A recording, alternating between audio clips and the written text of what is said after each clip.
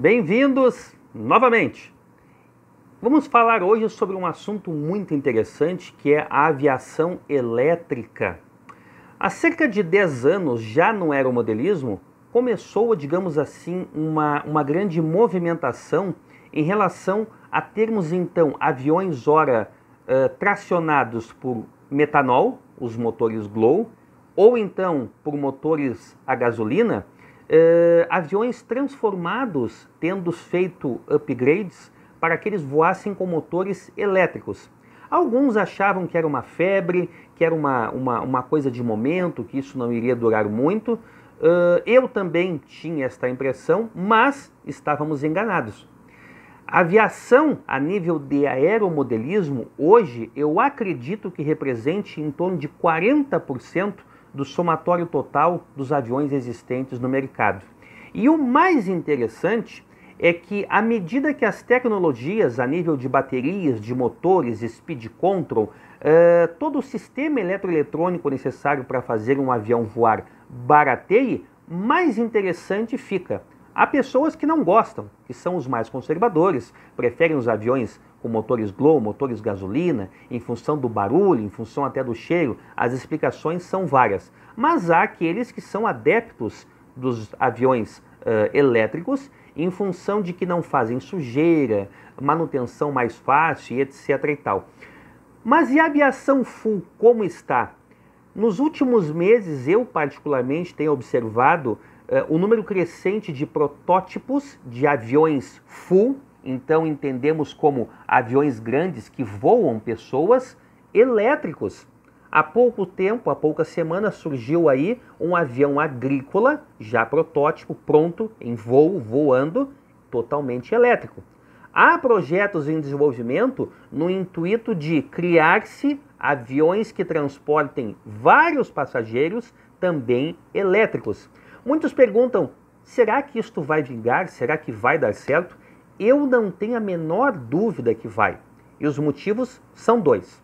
Primeiramente, combustíveis fósseis. Nós temos aí uma vida útil definida para podermos extrair petróleo do solo, a nível de que, a curto prazo, este combustível fóssil, do qual se deriva então o petróleo, querosene, gasolina e por aí vai terminar. Não é uma questão de se, mas sim de quando vai terminar. A outra questão está relacionada ao meio ambiente. Os resíduos poluentes provenientes de um sistema de alimentação, de um sistema de propulsão elétricos, são muito menores, mas ainda assim existem. Existem porque as baterias possuem produtos químicos que necessitam ter um tratamento adequado quando em descarte.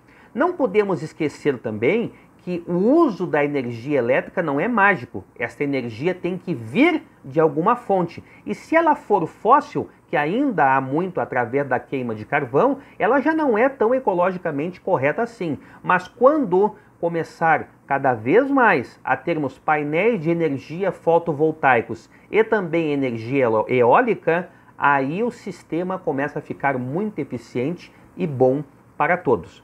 Eu costumo dizer o seguinte, a parte da aviação vai ter uma mudança bem grande, assim como vai ter e já está tendo dos carros dos nossos automóveis. Carros elétricos não são novidades, já existiam projetos aí há décadas em andamento, mas nos últimos 10 anos é que começou a aparecer.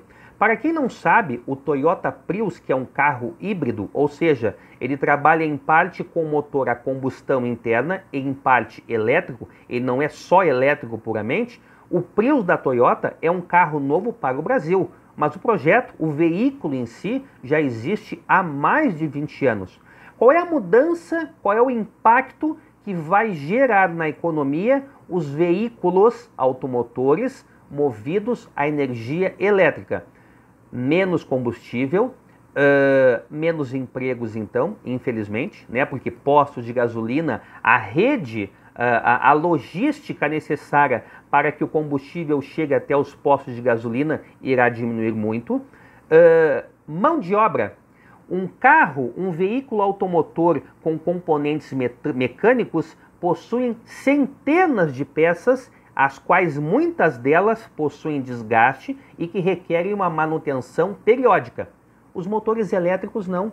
Os carros movidos à energia elétrica, eles têm a tração direta do motor para o eixo. Não existe caixa de marcha, seja mecânica ou automática, portanto não existe óleo, não existe desgaste. É algo bem interessante até de se estudar. Se você quiser, procure no YouTube aí vídeos falando sobre isso que você vai entender um pouquinho melhor. E na aviação, poderá acontecer algo parecido. Porque a manutenção de uma aeronave, seja ela de pequeno ou grande porte, é muito custosa. Para ter um avião hoje, digamos assim, ter o avião não é o problema. A dificuldade é manter o avião.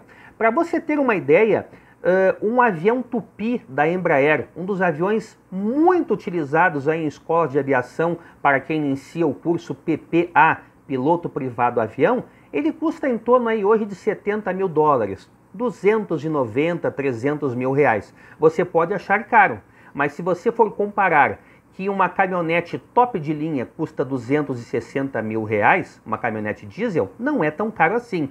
O problema não é ter o avião, é manter o avião. Manter hangar, manter combustível, manter piloto, se você não for pilotar, manter manutenção periódica que tem que ser feita, realizada de qualquer maneira. Não importa. Chegou o boletim, tem aquelas horas pré-definidas, a manutenção deve ser realizada.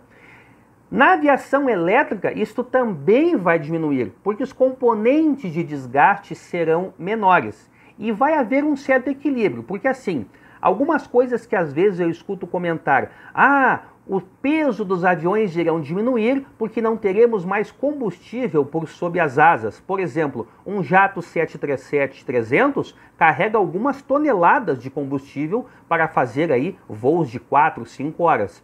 Já um avião elétrico carregaria? Não, mas não podemos esquecer que ele vai carregar as baterias, que hoje são o grande entrave de um maior desenvolvimento de meios de locomoção elétricos. Mas eu acredito que isto vai acontecer. E, de novo, não é se, mas quando. A tecnologia está evoluindo e temos que acompanhá-la. Até o nosso próximo encontro.